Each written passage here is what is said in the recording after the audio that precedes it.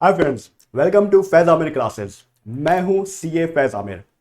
आज हम मुख्तलिफ इकोनॉमिक सिस्टम के बारे में कुछ जानने की कोशिश करेंगे। देखिए, कोई भी मुल्क रहे, उसका एक फाइनेंशियल सिस्टम होता है जिसे चलाने के लिए एक सही इकोनॉमिक सिस्टम बहुत ज़्यादा ज़रूरी होता है। आइडियली तौर पर देखा जाए तो दुनिया में दो बहुत ही ब्रॉड किस्म के इकोनॉमिक सिस्टम पाए जाते हैं। एक है कैपिटलिज्म और एक है कम्युनिज्म। एक समझ लीजिए मशरिक है तो दूसरा मगरिब। इतने ज़्यादा कॉन्ट्रडिक्शंस पाए जाते हैं दोनों में। दोनों की आइडियोलॉजी बिल्कुल एक दूसरे से मुख्तलिफ है। लेकिन आज की तारीख में कोई भी मुल्क ऐसा नहीं है जो पूरी तरीके से कम्युनिस्ट है या पूरी तरीके से कैपिटलिस्ट है, बल्कि हर मुल्क अपने हालात और अपने फाइनेंशियल सिस्टम के हिसाब से इन दोनों में से कुछ चीज़ें ले लेता है। प्राइवेटाइजेशन की तरफ कुछ चला जाता है, कुछ गवर्नमेंट की प्रॉपर्टी को रखना, गवर्नमेंट के अंडर में कुछ प्रॉपर्टीज होना ज़रूरी होती हैं। तो इस हिसाब से हर मुल्क अपने लिए एक अपना इकोनॉमिक सिस्टम डिज़ाइन करता है। अब जिस मुल्क में कि कैपिटलिज्म के नज़रिए का ज़्यादा असर और रसूख होता है, हम उसे कैपिटलिस्ट इकोनॉमी करार दे देते हैं।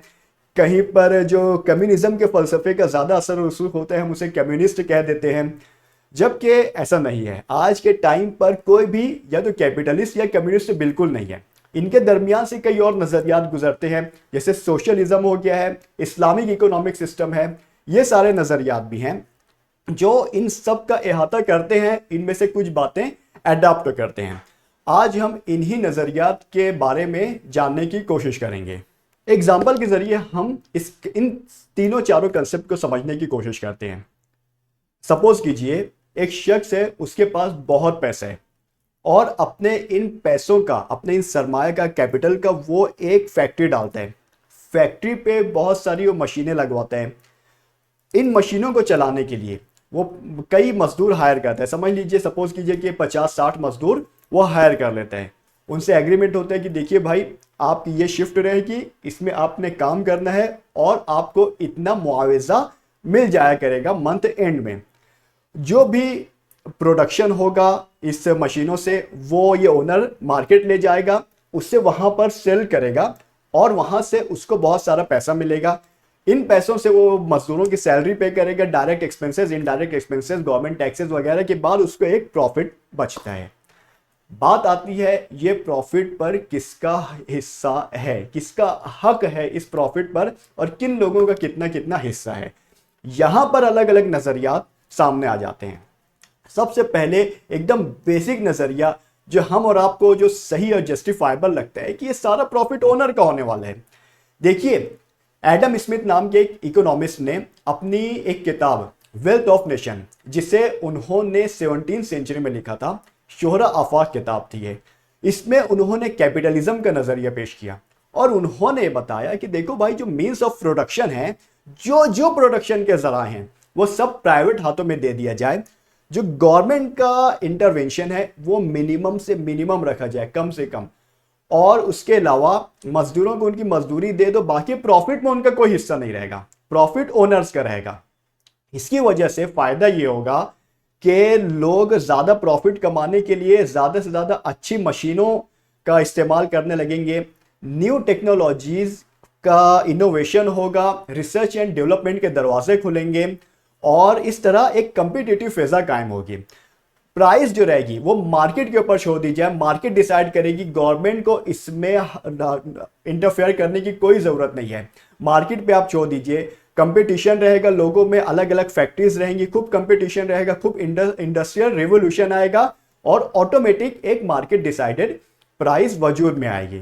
तो कैपिटलिज्म का नज़रिया उनके नज़दीक सबसे बेस्ट था। और यहाँ पर भी हमारी एग्जाम्पल में भी एक शख्स आता है और कहता है कि भाई, कैपिटलिज्म के नजरिया सही है, प्रॉफिट जो है वो ओनर का है और बाकी लोगों को अपना अपना ही नहीं, तुम लोग पैसा लो, सैलरी लो और यहां से चले जाओ। ये बात मजदूरों को हजम नहीं हुई। उन्होंने कहा ऐसे कैसे हो सकता है भाई, हम तो सोशलिस्ट इकोनॉमी वाले हैं, सोशलिज्म का नजरिया हम जानते हैं, हमें प्रॉफिट में हिस्सा चाहिए। प्रॉफिट जो रहेगा वो मजदूरों का रहेगा, मीन्स ऑफ प्रोडक्शन जो है वो मजदूर रहेगा, क्योंकि मजदूरों ने मेहनत की है, अपना दिन भर सूरज या तुलू होने से गुरूब होने तक हम लोग यहाँ पर काम करते हैं, हम लोगों ने मेहनत की है तो प्रॉफिट में हमारा हिस्सा होना चाहिए। और सोशलिज्म का नजरिया खास तौर पे इसलिए भी थोड़ा सा फेमस हुआ कि ये लोग सोशल एक्टिविटीज, सोशल वेलफेयर पर तवज्जो देते थे। इन लोग का ये मानना था कि एक पोर्शन टैक्सेस की शक्ल में गवर्नमेंट को भी पे किया जाए, ताकि गवर्नमेंट उससे जरिए मेडिकल फैसिलिटीज, एजुकेशनल फैसिलिटीज और ट्रांसपोर्टेशन वगैरह का सही इंतजाम कर सके। तो गवर्नमेंट का भी एक हिस्सा रहेगा और हर फैक्ट्री में एक तंजीम बनाई जाए, एक कमेटी, जहां पर मजदूरों के नुमाइंदे रहें और जो प्रॉफिट का पोर्शन है वो मजदूरों के पास आए, ओनर्स को मिल जाए। ओनर्स को जितना चाहिए 20%, 10% जो भी है ओनर आप रखो, लेकिन जो मेन प्रॉफिट है वो मजदूरों का रहेगा, क्योंकि मजदूरों की मेहनत है ये। वो समझ ही नहीं रहे हैं कि यार वो बेचारा अपना पैसा लगाया। मजदूरों का बोलना ये था कि कैपिटलिज्म को फॉलो करने से जो अमीरी और गरीबी का फर्क है वो बढ़ते जाएगा। अमीर जो है वो अमीर से अमीर तर होता चला जाएगा और गरीब जो है गरीब तर होता चला जाएगा। उसके अलावा उनका एक और एक पॉइंट ये था कि कैपिटलिज्म में अगर फैक्ट्री के जो मालिकान हैं वो आपस में मिल बैठते हैं और एक प्राइस डिसाइड कर लेते हैं तो मोनोपोलीज बना लेंगे। वो फिर जैसे हमारे यहाँ पे होता है कि रिचार्ज के लिए हमें अब पहले 30-40 रुपए का रिचार्ज हो जाता था, अब ऐसा नहीं होता। अब तो सब आपको पता ही है कि कितनी वैल्यू हो गई, कितनी प्राइस हो चुकी है मोबाइल रिचार्ज की। तो ये एक मोनोपोली बना ली जाती है कि कुछ जो बड़े प्लेयर्स हैं मार्केट के वो लोग मिल बैठते हैं और कह देते हैं, डिसाइड कर लेते हैं कि हमें इससे कम में बेचना नहीं है। तो ये मोनोपोली का जो खतरा था, सोशलिस्ट नजरियात के हामी लोगों ने ये बताया कि देखो कैपिटलिज्म से ये सब नुकसान होगा। सोशलिज्म का नजरिया पेश करते वक्त उन्होंने ये सजेशन दिया कि देखिए हर फैक्ट्री में एक जो मजदूरों की यूनियन रहेगी वो प्रॉफिट का एक बड़ा पोर्शन ले लेगी और थोड़ा बहुत वो ओनर्स को भी दे दिया जाएगा, लेकिन ये फैक्ट्री टू फैक्ट्री चलेगा। मतलब कहीं पर ज्यादा प्रॉफिट होगा तो मजदूरों के हिस्से में ज्यादा मुनाफा आएगा, कहीं पर कम प्रॉफिट होगा तो मजदूरों के हिस्से में कम प्रॉफिट आएगा। इससे एक जो इक्वेलिटी है कि जो अमीरी और गरीबी का फर्क है वो खत्म तो पूरी तरीके से नहीं होगा, लेकिन कम हो जाएगा, खत्म नहीं होगा, वो सब चलते रहेगा। एक मिक्स्ड इकोनॉमी की सूरत रहेगी, मिक्स्ड इकोनॉमी के तरीके पर आपको चलाया जाएगा। यही सब बातें चल रही थी, वहां पर आ गया कम्युनिज्म का हामी शख्स। कम्युनिज्म मतलब आप समझ लीजिए कि गवर्नमेंट है, सारी चीजें गवर्नमेंट। उसने बताया कि भाई ये क्या अमीरी गरीबी का फर्क तुम लोग खत्म नहीं कर पा रहे हो, हम एक ऐसा कंसेप्ट लेके आए हैं। कार्ल मार्क्स नामी एक इकोनॉमिस्ट था जिसने कम्युनिज्म का कंसेप्ट 18वीं सेंचुरी में लोगों के सामने पेश किया। इसके मुताबिक ऐसा था मामला कि देखो भाई, जो भी मीन्स ऑफ प्रोडक्शन है पूरे मुल्क में, जितने मीन्स ऑफ प्रोडक्शन है, जितनी फैक्ट्रीज हैं, जितने लोगों के जाती असासे हैं, गाड़ी, बंगला, बैंक बैलेंस या फिर पैसे के जो है वो सब के सब अब गवर्नमेंट के कंट्रोल में रहेगा। गवर्नमेंट डिसाइड करेगी कि किसको कितना देना है। स्टेट कैपिटलिज्म इसको कहते हैं कि छोटे छोटे मुख्तलिफ कैपिटलिज्म को खत्म करके पूरे मुल्क में एक बड़ा कैपिटलिज्म नाफिज कर दिया जाए कि स्टेट कंट्रोल्ड इकोनॉमी हो जाए वो, और स्टेट सब कुछ डिसाइड करेगी कि हर शख्स को कितना पैसा दिया जाएगा। सोशलिज्म की बात करें तो सोशलिज्म में ऐसा था कि हर बंदे को उसकी स्किल के मुताबिक पैसा मिलता था। यानी कुछ मजदूर हैं जहां पर ज्यादा काम कर रहे हैं, ज्यादा प्रॉफिट हो रहा है फैक्ट्री को, तो ज्यादा मुनाफा भी मिलेगा। कम्युनिज्म में ये चीजों को पूरी तरह खत्म कर दिया गया। कम्युनिज्म में कहा गया कि हर शख्स को एक जैसा पैसा मिलेगा, एक जैसी गाड़ी, एक जैसा घर, रहने के लिए हर चीज बिल्कुल एक जैसी। हम लोग अमीरी और गरीबी का फर्क पूरी तरीके से खत्म कर देंगे, ये उनका बोलना था। और उसके लिए उन्होंने जो जुल्म इस्तिबदाद के पहाड़ ढाए हैं, रशिया में जब यूएसएसआर या सोवियत यूनियन की जो हुकूमत थी उसने कम्युनिज्म के निफाज के लिए जितने जुल्म ढाए हैं लोगों पर, आम लोगों पर, उसकी नज़ीर बहुत कम मिलती है हमें तारीख में। तो बात हो रही है कम्युनिज्म के कंसेप्ट की, तो उनका यही था कि इससे अमीरी और गरीबी का फर्क पूरी तरह से हम खत्म कर देंगे। मतलब एक एग्जाम्पल के तौर पर आप समझ लीजिए कि एक न्यूरोलॉजिस्ट सर्जन है और उसी हॉस्पिटल में एक वार्ड बॉय है, दोनों को एक जैसा पे स्केल रहेगा, दोनों को बिल्कुल एक जैसी सैलरी दी जाएगी। यहां पर बात होती है कि फिर यहां का सबसे बड़ा डिसएडवांटेज ये था कि लोगों में जो काम करने का जज्बा और जुनून और न्यू रिसर्च, न्यू इनोवेशन, आगे बढ़ने का जो जज्बा था पूरी तरह खत्म हो जाते जा रहा था। क्योंकि वो कितना भी अपने आप को स्किल कर ले, अपने आप को न्यू टेक्नोलॉजी से मुतारिफ करा ले, उसको पैसे तो उतने ही मिलने हैं। और पैसा बजाते खुद बहुत बड़ा मोटिवेशन होता है। बहरहाल ये कम्युनिज्म का कंसेप्ट था, जो कि एक जुल्म और की इंतहा थी, समझ लीजिए। इन तीन सिस्टम के साथ साथ एक और सिस्टम है जो कई मुल्कों ने फॉलो करने की कोशिश की है। पूरी तरीके से फॉलो अभी फिलहाल अफगानिस्तान की हुकूमत करने की कोशिश कर रही है। मेरे इल्म में उसके अलावा कहीं नहीं है, हो सकता है कहीं हो, वो अल्लाह आलम। वो है Islamic economic system. Islamic economic system में कम्युनिज्म, सोशलिज्म और कैपिटलिज्म के बहुत सारे अनासिर पाए जाते हैं, लेकिन मेनली ज़्यादातर जो कंसेप्ट है वो कैपिटलिज्म वाला है यहाँ पर। अगर हम उससे कंपेयर करते हैं कम्युनिज्म से, हाँ, इस्लामिक इकोनॉमिक सिस्टम की एक जो खुसूसियत वो ये है कि आप जो इंसान के डिज़ाइन किए हुए कंसेप्ट हैं वो तो साथ में रहेंगे, लेकिन साथ साथ आपको डिवाइन कंसेप्ट्स जो हैं, जो इस्लाम और शरीयत ने बताए हुए हैं, वो आपने बहरहाल फॉलो करने हैं। उसके बगैर ये इस्लामिक इकोनॉमिक सिस्टम नहीं रहेगा। इसका आप कोई और अच्छा सा नाम सजेस्ट कर लीजिएगा। बहरहाल जब तक ये सारे कंसेप्ट आएंगे इस्लाम के जो मैंडेटरी हैं, वो ये इस्लाम के लिए इस्लामिक इकोनॉमिक सिस्टम वो रहेगा।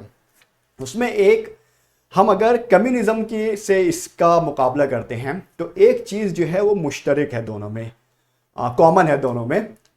कुरान की एक आयत है, लिल्लाहि मा फिस समावाति व मा फिल अर्द, कि आसमानों और ज़मीन में जो कुछ भी है वो अल्लाह का है। और दूसरी एक जगह है में, इन्नल अर्द लिल्लाहि युरिथुहा मन यशाउ मिन इबादी, कि जो ज़मीन है वो और उसमें जो कुछ भी है वो अल्लाह का है। वो अपने बंदों में से जिसे चाहता है, जितना चाहता है वो उसे दे देता है।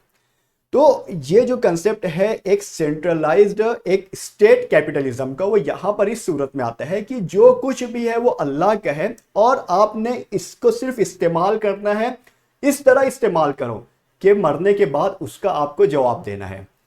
कहाँ से कमाया और कहाँ पर खर्च किया, ये दो ऐसे सवालात हैं जिनका जवाब आपने हर हाल में देना है। तो इस यहाँ पर सिर्फ एक ये मुश्तरक बात आती है। बाकी सारे कंसेप्ट आप देखेंगे तो ज़्यादातर आपको कैपिटलिज्म के मुताबिक मिलेंगे। जैसे मीन्स ऑफ प्रोडक्शन रहेगा, जिसने पैसा लगाया है भाई, मिल्कियत उसी की रहेगी, प्रॉफिट उसी का रहेगा जिसका पैसा है। हाँ, इल्ला ये कि आपने कोई एग्रीमेंट वगैरह कर रखा है, किसी से पार्टनरशिप है, ओनरशिप है, शेयरिंग प्रॉफिट का एग्रीमेंट है तो बात अलग है। बाकी आपके प्रॉफिट पे ना कोई तंजीम आकर उस पर अपना हक जता सकती है और ना किसी और को उसको एक्वायर करने का हक हासिल है, वो आपका रहेगा। मीन्स ऑफ प्रोडक्शन जो रहेगा वो प्राइवेट रहेगा। हाँ, गवर्नमेंट चाहे तो कुछ जो सिस्टम्स हैं, जैसे कुछ माइंस वगैरह होती हैं या रेलवेज हैं या एयरपोर्ट्स हैं, ऐसे वो अपने अंडर में ले सकती हैं। बाकी इन जनरल सारी चीज़ें रहेगी वो प्राइवेट टर्म्स पर ही रहेंगी। दूसरी बात, मजदूरों के हुकूक के लिए एक बहुत ही इंपॉर्टेंट सजेशन दिया गया, एक गाइडलाइन है ये, कि हज़रत अब्दुल्ला इब्न उमर रज़ी अल्लाह ताला अन्हु से रवायत है, हज़रत मोहम्मद सल्लल्लाहु अलैहि वसल्लम ने फरमाया कि मजदूरों की मजदूरी उनका पसीना खुश्क होने से पहले उन्हें दे दी जाए। ये है। इसके मुताबिक जैसे हमारा यहाँ पर आजकल क्या होता है कि हर मंथ हमारी सैलरी होती है, तो जो आखिरी तारीख होती है महीने की, वो सैलरी हमें रिसीवेबल हो जाती है। इस्लामिक इकोनॉमिक सिस्टम में इस बात का खास ख्याल रखा जाए कि आखिरी तारीख को जो एम्प्लॉयज़ हैं उनकी सैलरी पे कर दी जाए। 30 तारीख या 31 तारीख जो भी लास्ट डेट है, उससे पहले पहले आपने उनकी मजदूरी, उनकी सैलरी उनके अकाउंट में जमा करा देनी है। ये बहुत ही ज़्यादा ज़रूरी है, आप डिले नहीं कर सकते। सोशलिज्म से अगर हम इसका मुआवजा करते हैं तो हम ये देखते हैं कि सोशल अवेयरनेस या सोशल वेलफेयर के लिए जो भी चीज़ें बताई गई हैं उसका यहाँ पर क्या आंसर पाया जाता है। तो देखिए, जो भी ऐसे बिजनेसेस जो समाज के लिए नुकसानदा है, उन्हें इस्लामिक इकोनॉमिक सिस्टम में कतई बर्दाश्त नहीं किया गया है। जुआ, सट्टा या फिर ज़ख़ीरा अंदोज़ी, मसलन समझ लीजिए कि प्याज होती है, मार्केट में आई है, आपने मार्केट से सारी प्याज उठाकर अपने गोडाउन में महफूज कर ली है। अब आप दाम के बढ़ने का इंतज़ार कर रहे हैं।